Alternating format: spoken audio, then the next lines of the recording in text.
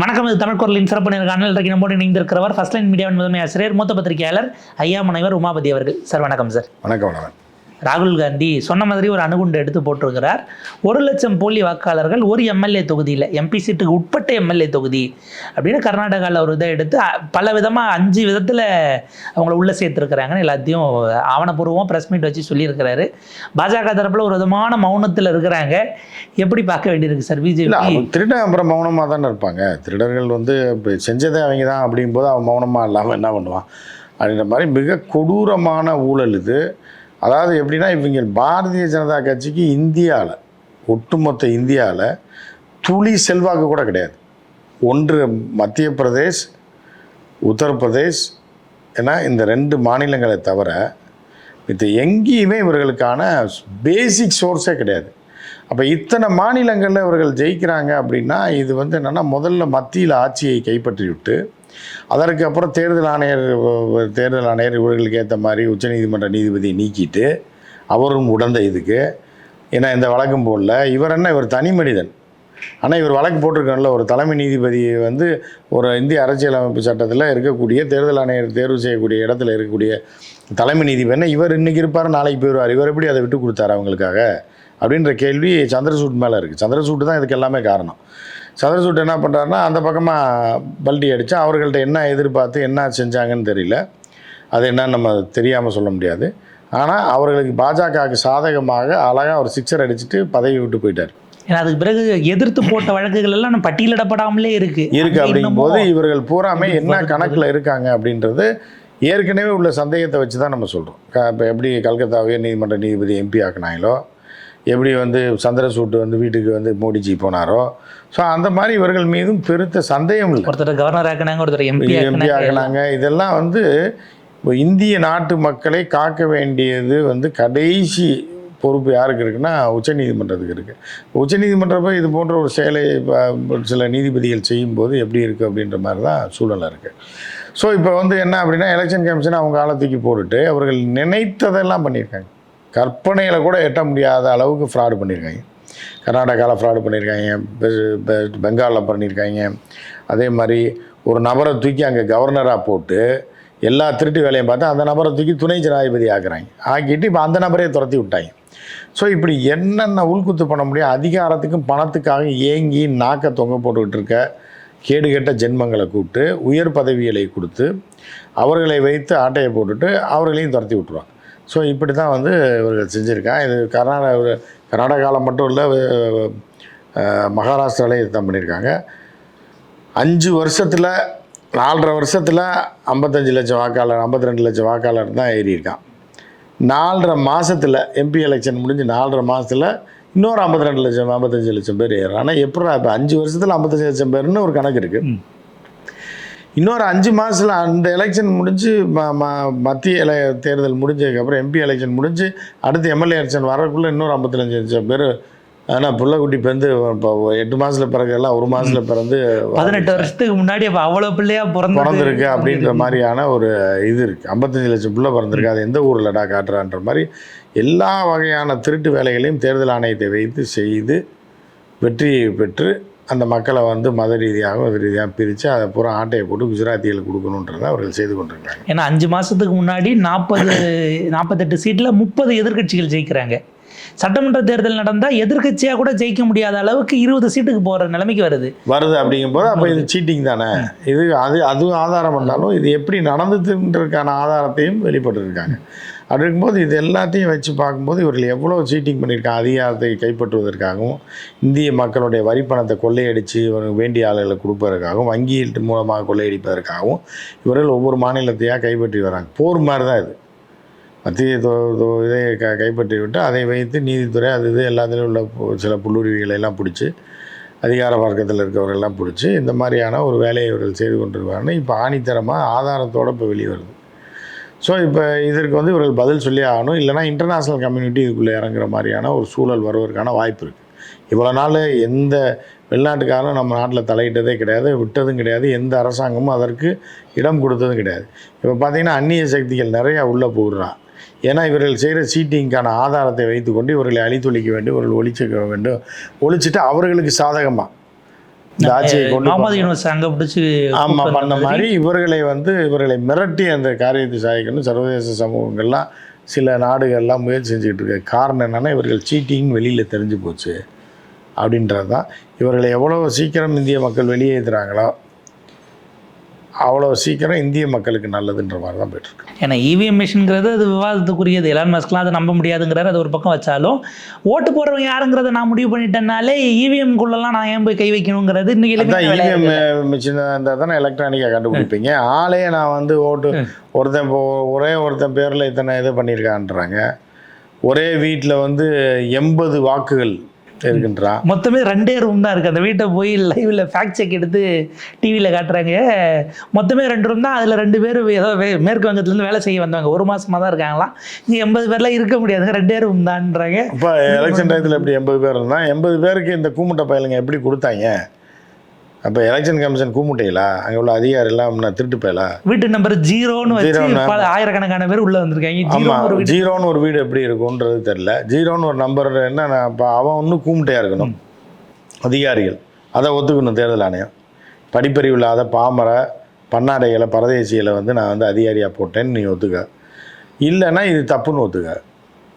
அப்புறம் எப்படி 0ன்ற பேரில் எப்படி ஒரு வீடு இருக்கும், டோர் நம்பர் இருக்கும், அதை எப்படி நீ செக் பண்ணி நீங்கள் கொடுத்தீங்க? எப்படி எலெக்ஷன் கமிஷன் வந்து அவனுக்கு வாக்குரிமை கொடுத்துச்சு? புரியுதா உங்களுக்கு?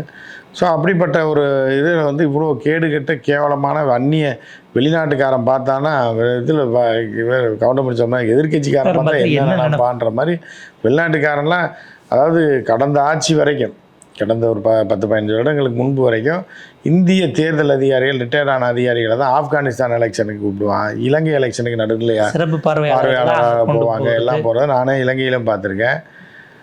இப்போ அதிகாரிகள் ரிட்டையரான அதிகாரிகள்லாம் அங்கே போயிருக்காங்க. அவர்கள் போய் நடுநிலையாளர்களாக பார்த்து, ஏன்னா இவங்கெல்லாம் தெய்வங்கள், 150 கோடி பேர் வாழக்கூடிய ஒரு நாட்டில் எலெக்ஷன் வச்சு நடத்தின ஒரு மிகப்பெரிய ஆட்கள் இவங்க. நம்ம நாட்டுக்கு வந்து இதை இப்போ எலெக்ஷனை பார்க்கணும் அப்படின்னு இருந்த ஒரு எலெக்ஷன் கமிஷனை இன்றைக்கி எப்படி பண்ணுறா, ஐயோன்ற அளவுக்கு கலர விட்டாங்க. எலெக்ஷன் கமிஷனா இந்தியாவா, ஐயோன்ற அளவுக்கு இப்போ போயிட்டுருக்கு. அந்த அளவுக்கு இப்போ மோசமாக போயிட்டுருக்கு. இது எதில் போய் முடியும்னு தெரில. இந்த நாட்டை அபகரித்து விட்டார். இந்த நாட்டை வந்து பாஜகக்காரன் வந்து ஆட்டையை போட்டான். தேர்தல் நின்று ஜெயிச்சது மக்கள்கிட்ட ஜெயிச்சதெல்லாம் கிடையாது. டோட்டலாக இது பண்ணுற ஸ்வீப் பண்ணி தூக்கிட்டான். 240ங்கிறதே இல்லைங்கிறதான் அவருடைய ராகுலோட குற்றச்சாட்டாக இருந்து. 240 இவங்களுக்கு வந்தது இல்லை. ஒரு 25-30ங்கிறது இந்த மாதிரி உள்ளுக்குள்ளே வேலை பார்த்து 30,000 ஓட்டு கீழே இருக்கிறது எல்லாமே இந்த மாதிரி சீட்டிங் பண்ண வாய்ப்பு இருக்குது அப்படிங்கிற. 20,000 30,000 20,000 10,000 வந்து மிஷினில் சீட்டிங் பண்ணிடுவாங்க. 10,000 15,000 மற்ற எல்லாமே ஒரு திருட்டு வேலை தான்.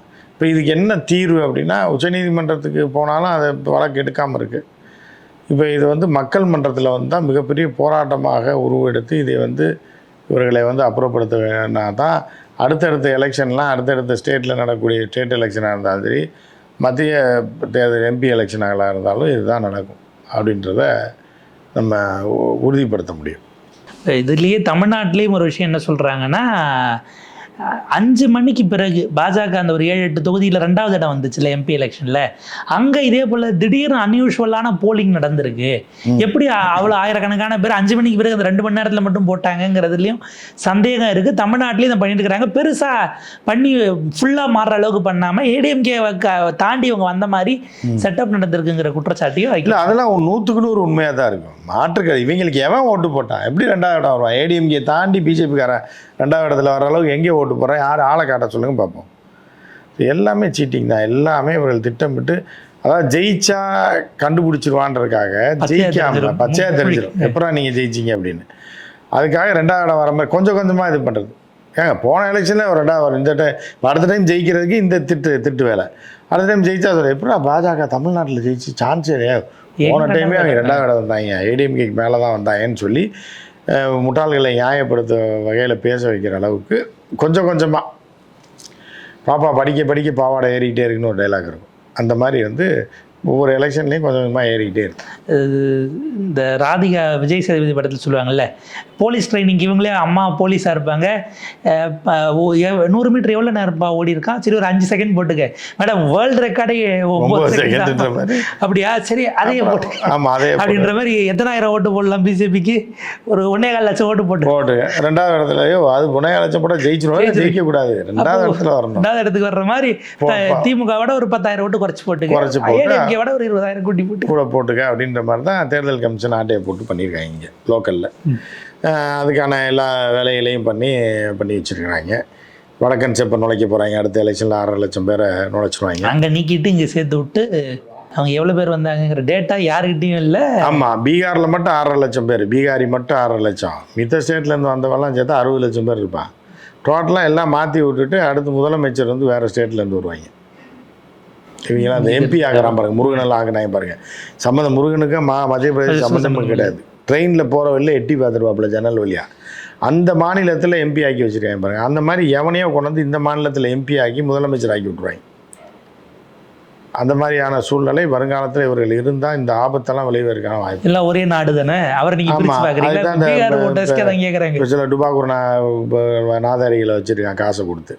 அவன் சொல்லுவான், அவன் வந்து இங்கே பிழைக்க வந்தேன் சோத்துக்கு வழி இல்லாமல், அவன் வந்து இங்கே உட்காந்துட்டு பேசுவான். தமிழ்நாட்டை பொறுத்த வரைக்கும் இது வந்து தேசியங்க.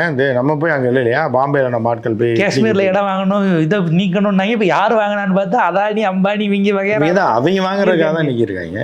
ஸோ அந்த மாதிரி இங்கே வந்து பிழைக்க வந்த சில இதெல்லாம் வந்து இங்கே உட்காந்து கூவிக்கிட்டு இருக்கா வேண்ட காசை வாங்கிட்டு அவங்க செட்டப் பண்ணி பேச விடுவாங்க. இது ஒரே தேசம், ஒரே நாடு, ஒரே மக்கள். அப்புறம் தேச விரோதியா நீ எங்கால் வரக்கூடாதான்மா. அடுத்து ஒரு குஜராத்காரனை கொண்டு வந்து சிஎம்மாக போட்டு விட்ருவாங்க. அவர்கள் இந்த நாட்டுக்கு உழைக்கலையா? நம்ம ஒரே இந்தியா தானே, ஏன் அவர் ஆகக்கூடாதா? நம்ம ஆட்கள் அங்கே போய் ஐஏஎஸ் அதிகாரியா இல்லையா? என் முருகன் மத்திய அமைச்சரா இல்லையா? இந்த நாட்டு எம்பியா இல்லையா? அதே மாதிரி தமிழ்நாட்டுக்கு சிஎம் குஜராத்காரர் அப்படின்னு சொல்லி அவனையாக கொண்டு வந்து துணை முதலமைச்சராக போடுவாங்க. அப்புறம் முதலமைச்சராக போட்டு மொட்டை மாட்டேன். இந்த குட்கா பேன் மசாலாலாம் தடை நீக்கிறதுக்கு அதை நீக்கிடுவாங்க. அது எங்களுடைய கலாச்சாரம் பாரம்பரியன்றாங்க. அது சாமிக்கு படைக்கிறது, அதை எப்படி நீ தடுக்கிற அப்படின்னு சொல்லி அதையும் கொண்டு வந்துடுவாங்க. ஸோ இப்படி தான் போயிட்டு. இப்போ இதுக்கு இதை பொதுவெளிக்கு கொண்டு போகிறதுல இன்னும் வீரியமாக எதிர்கட்சிகள் இருக்கணும். ஏன்னா நாடாளுமன்றத்தை முடக்கிறத பாஜக அவங்களுக்கு சந்தோஷம் தான் எடுத்துக்கிறாங்க. நீங்கள் முடக்கிற வரைக்கும் நாங்கள் விவாதத்துக்கு வரமாட்டோம், நீ பாட்டு கத்தி விட்டு மூடிட்டு போயிட்டு அப்படின்னு சட்டங்களை பாஸ் பண்ணிகிட்டே இருப்பாங்க. டக்குன்னு நீங்கள் வராத. இப்போ போன வருஷம் இப்போ 150 எம்பியை மொத்தமாக எதிர்கட்சி இது சஸ்பெண்ட் பண்ணி வெளியே போயிட்டு எல்லா சட்டத்தையும் பாஸ் பண்ணிட்டான் பாருங்க. ஸோ அந்த மாதிரி அவர்கள் எல்லாத்தையும் எல்லா வகையிலான அவர்கள் கிடைக்கிற வாய்ப்பை பூரா ஒரு கொள்ளையடிக்க தான் பார்ப்பாங்க.